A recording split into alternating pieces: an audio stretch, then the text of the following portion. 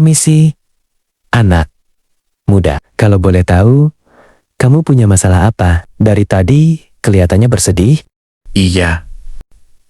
Sudah seminggu saya tidak mendapatkan ikan dari lautan ini. Berangkat pagi dengan harapan, tapi kembali dengan kekecewaan. Seakan-akan lautan ini sudah tertutup, ikan-ikan sudah pada menghilang. Aku hanya cemas dengan nasib keluargaku. Saya tidak tahu apa yang harus saya lakukan lagi. Tidak ada cerita kalau lautan itu pelit kepada para nelayan, apalagi tertutup buat yang membutuhkannya. Karena Allah menciptakan isi lautan untuk kebutuhan manusia, dengan syarat manusia itu tahu diri. Baik, tarik bersama.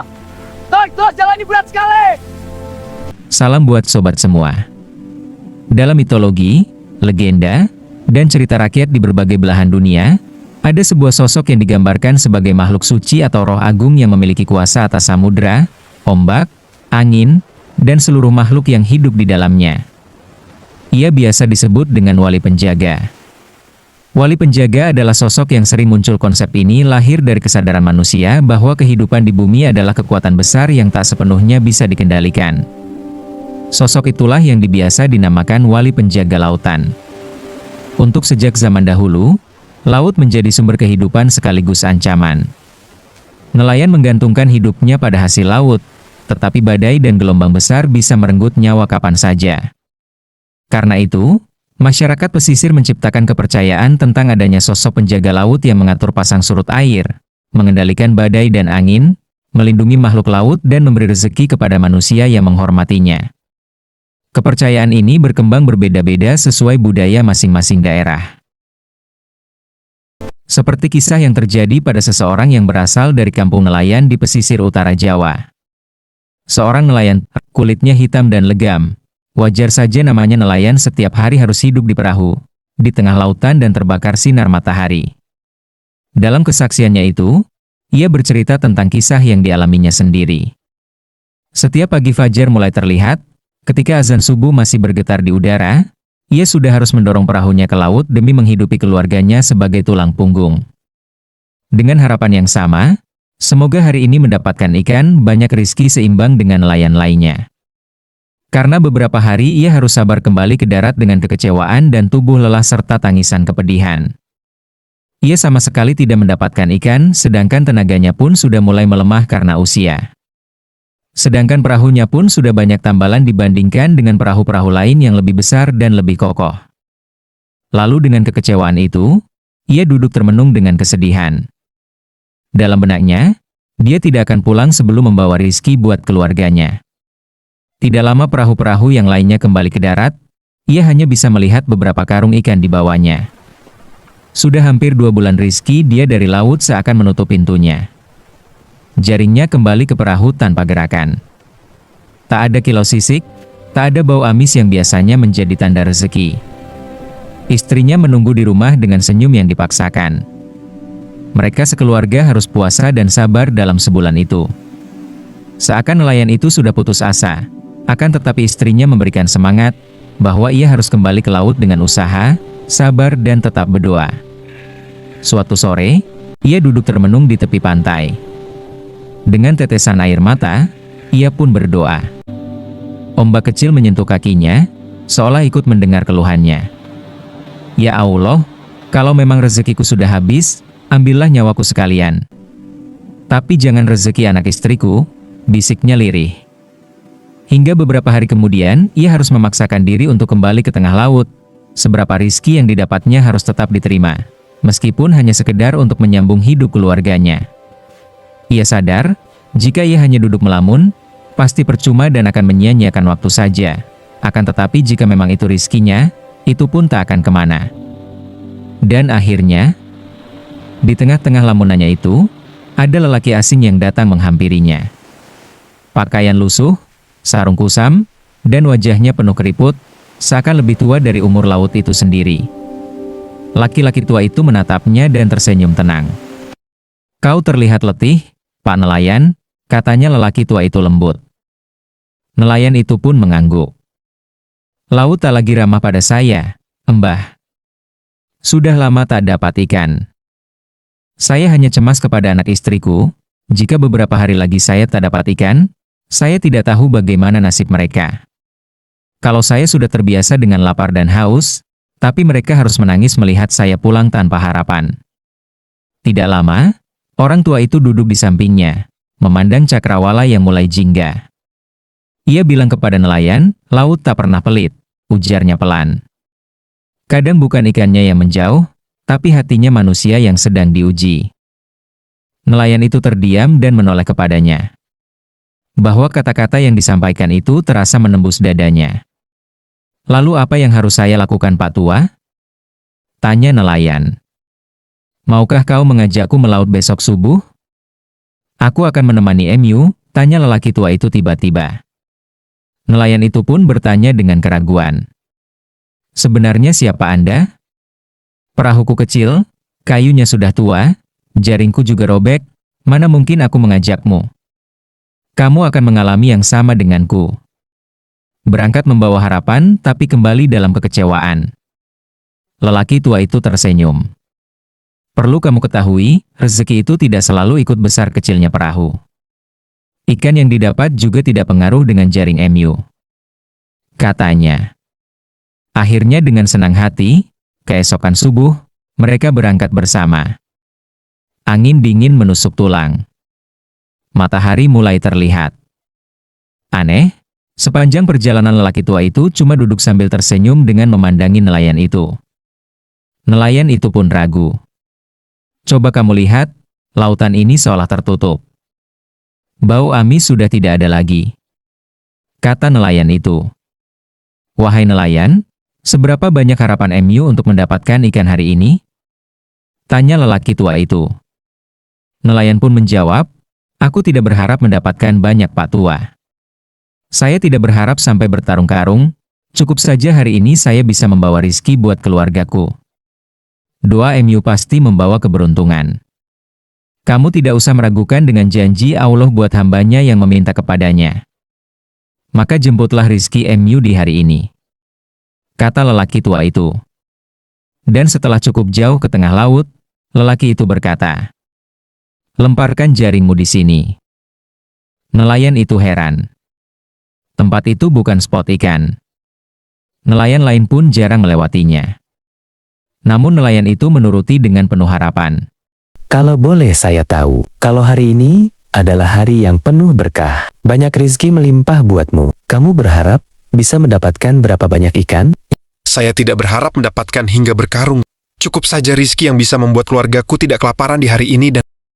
Ya sudah, kalau itu harapanmu, saya doakan semoga terkabulkan. Allah pasti menepati janji bagi hambanya yang memohon kepadanya. Dan pesanku, jika engkau bisa membawa banyak ikan dari laut ini, jangan lupa sebagian kamu bagikan kepada orang yang berhak menerimanya. Nanti, kalau aku menyuruhmu melempar jaringmu, segeralah lempar. Dan jangan kamu tunda, lemparlah.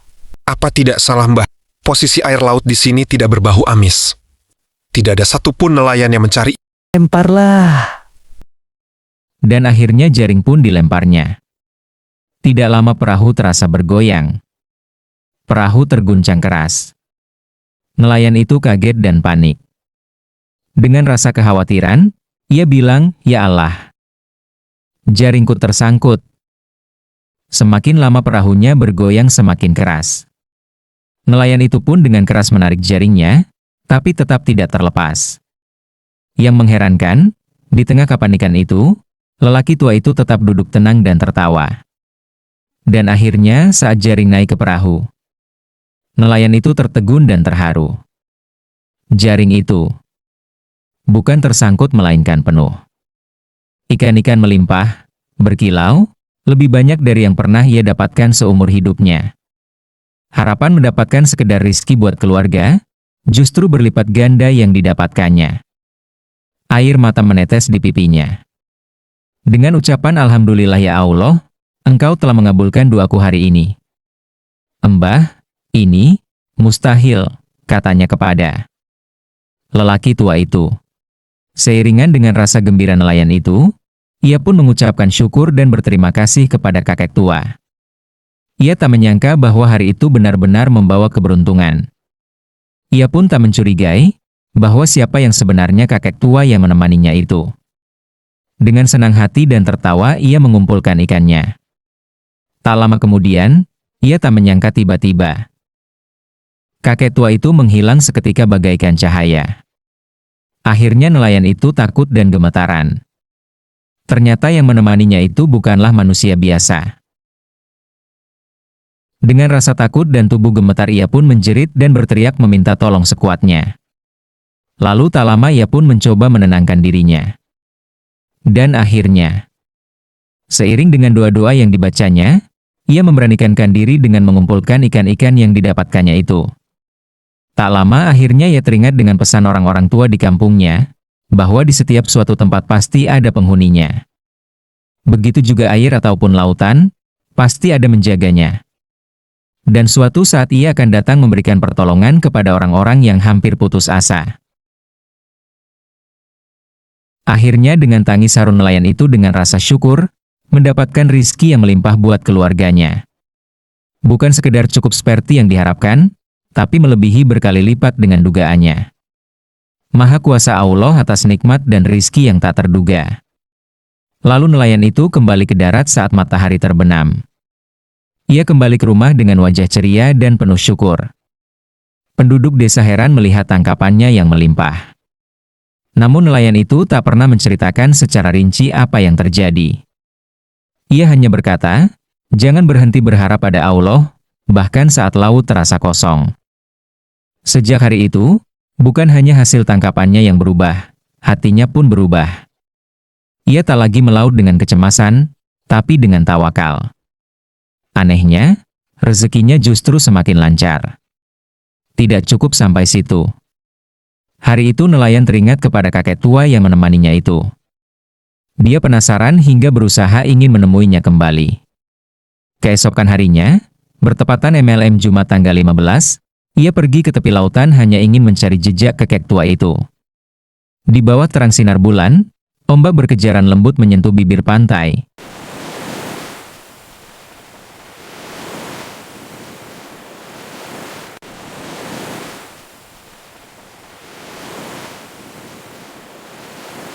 Seakan berbisik tentang rahasia yang tersimpan di kedalaman laut. Angin malam pun berhembus pelan. Ia berjalan di tepi pantai, mengamati jejak dan sambil berdoa, dengan harapan ia bisa menemui kakek tua itu lagi. Bukan maksud apa-apa kecuali hanya ingin ucapkan terima kasih serta ingin tahu siapa ia yang sebenar. Tidak lama, dia duduk bersila menengadah, menatap langit bertabur bintang lalu berdoa. Ya Allah, bisiknya, jika benar ada kekasihmu yang engkau tugaskan menjaga lautan ini, izinkan aku menemuinya kembali. Atas rizki yang engkau limpahkan kepadaku, aku ingin ucapkan terima kasih kepadanya.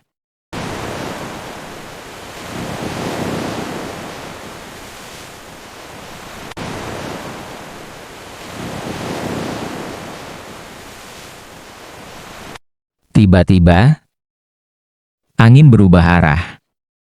Laut yang tadi tenang bergetar pelan. Bukan badai, lebih seperti getaran halus yang membuat bulu kuduknya meremang. Di kejauhan, di atas batu karang yang biasanya tenggelam, tampak sosok berdiri. Putih pakaiannya samar diterpa cahaya bulan. Wajahnya tak jelas, namun kehadirannya terasa menenangkan sekaligus menggetarkan. Nelayan itu tak berani mendekat terlalu cepat. Ia menatapnya dengan tubuh bergetar. Lalu nelayan itu ucapkan salam dengan suara serak tertelan angin. Assalamualaikum. Waalaikumsalam, jawab bayangan itu. Suara itu lembut, namun terdengar jelas meski ombak berdesir. Nelayan itu pun tertegun. Sosok itu menjawab salamnya dengan rendah hati. Untuk apa kamu ingin menemuiku? Tanya bayangan itu. Air mata nelayan itu menetes tanpa ia sadari. Aku hanya ingin ucapkan terima kasih kepada MU, karena engkau telah membantuku. Jawab nelayan itu. Lalu bayangan itu tersenyum, dan berkata, ucapkanlah syukur kepada Allah. Engkau mendapatkan rizki bukan karena aku, tapi karena doa MU telah dijawabnya. Aku hanyalah hamba. Aku bukan siapa-siapa.